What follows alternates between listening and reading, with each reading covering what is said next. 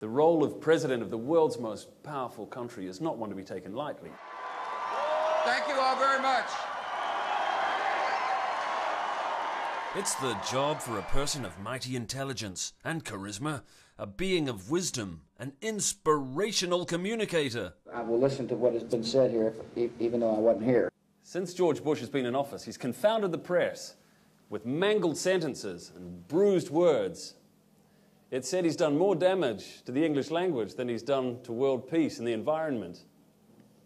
But he's given the world a brand new word, Bushisms. I don't have the slightest idea what I was saying there.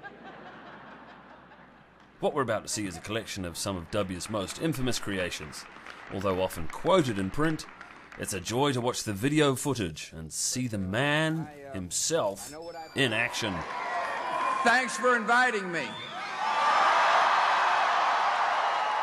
Let's find out what kind of person George Bush is in his own words. He married a Texas girl, I want you to know.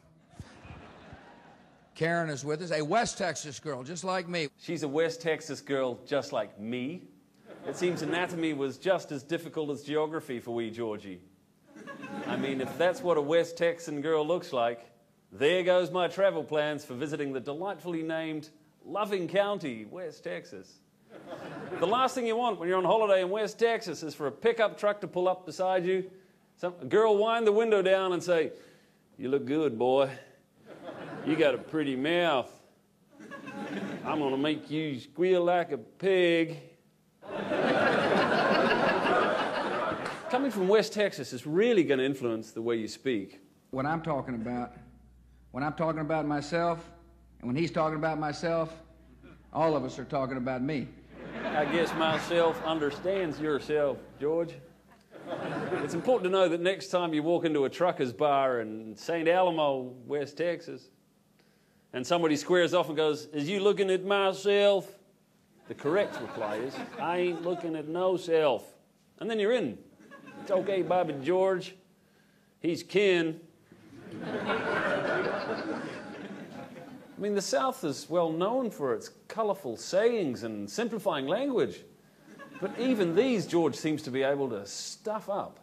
There's an old saying in Tennessee, I know it's in Texas, probably in Tennessee, that says, "Fool me once, shame on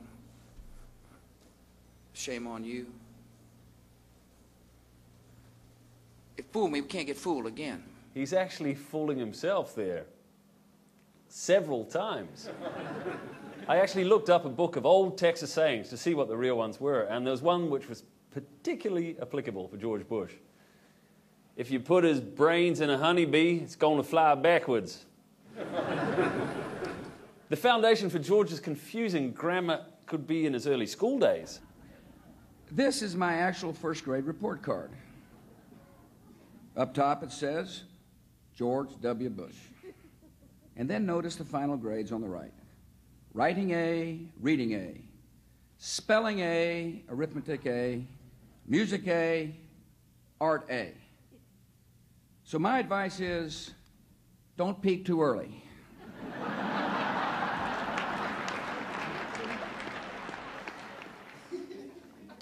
And what it doesn't say, what you don't see written on the bottom of the report card is, "Congratulations on your 40th birthday, Mr. Bush." Now, ladies and gentlemen, you have to admit, in my sentences, I go where no man has gone before. Great. Just what we need. A president that confuses his speeches with episodes of Star Trek. I mean, if you surround yourself with faces like Cheney, Rice, Rumsfeld, you'd swear you were in a deep space Klingon soft porn. John Ashcroft, by the way, attributes the way I talk to my religious fervor. In fact, the first time we met, he thought I was talking in tongues. John Ashcroft famously lost his seat in the Senate to a dead person.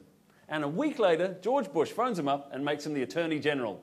Of course he could mistake this as a miracle of God.